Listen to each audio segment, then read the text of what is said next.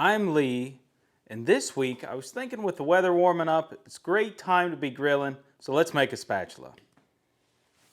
I'm going to start with a piece of 16 gauge steel, and as you can see I already have this marked out. Now I'm sitting around 3.5 inches wide and 4 inches long on just the part that will be on the grill itself. This will get bent, but I was sitting there thinking this should be a little bit smarter. And so I want to put a radius over here because if you're ever working in a pan and you can't get something against the edge of the pan, this is ideal for it. So I'm going to put a radius on there of about 5 inches so it fits a 10-inch pan. And I'm not going to be super accurate with this.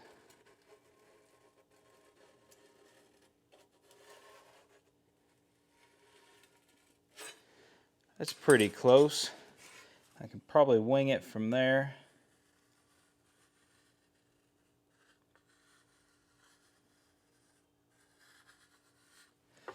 So I'm going to cut this out, and then this will give us a good starting point.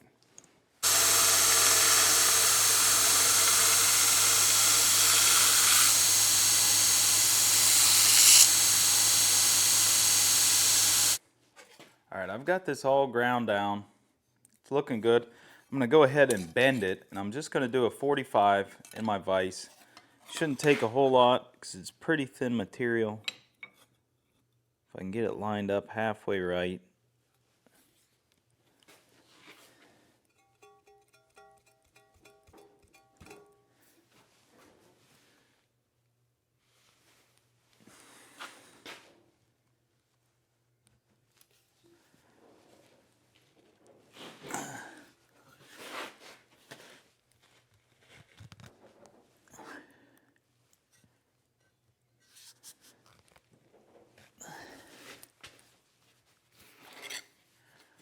Okay, there's my bend, so that's ready to go. I'm going to round this over later, but in the meantime, I'm going to go ahead and start on the handle. So I got a piece of 3/4 by 3/16.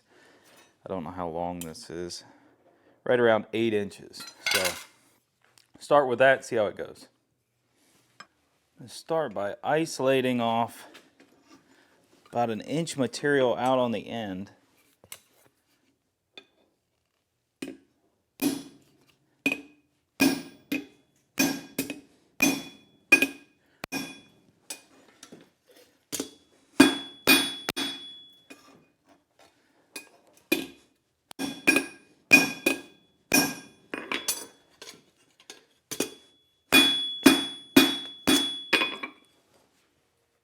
I've got another mark that I'm going to do the same thing, and that will give me the handle.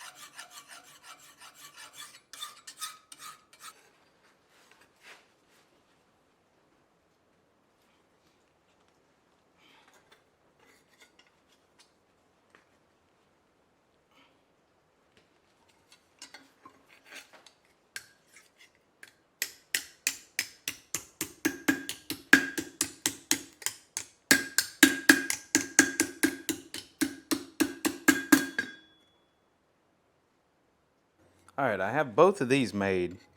Now I think I'm going to leave the handle straight because I think it looks good right there.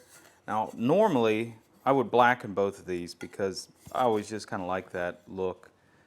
And I think I'm going to go ahead and Scotch Brite both of these to get some brightness in them and to take out the roughness, and then just try to really clean these up pretty. And then I will use, I think, brass 1/8 inch rod to try to rivet these together to offset the color a little bit, make it pop a little bit. Let's see what happens. I'm not real great with brass. Last time I did it, it mushroomed real bad and was splintering on the edges. I didn't think I annealed it right, but I will try better this time.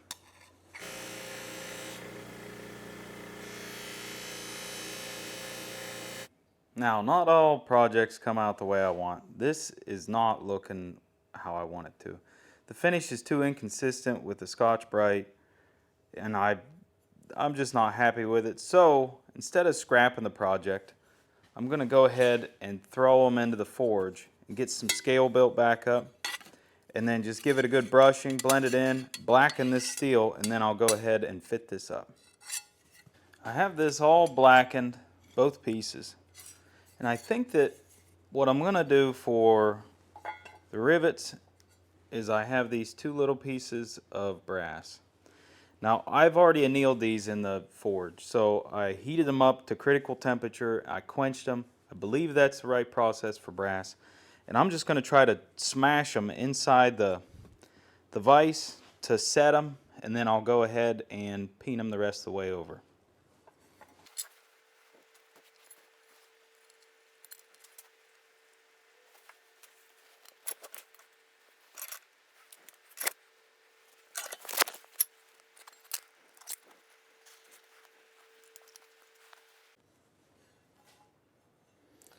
I didn't show painting these over. I was getting pretty frustrated.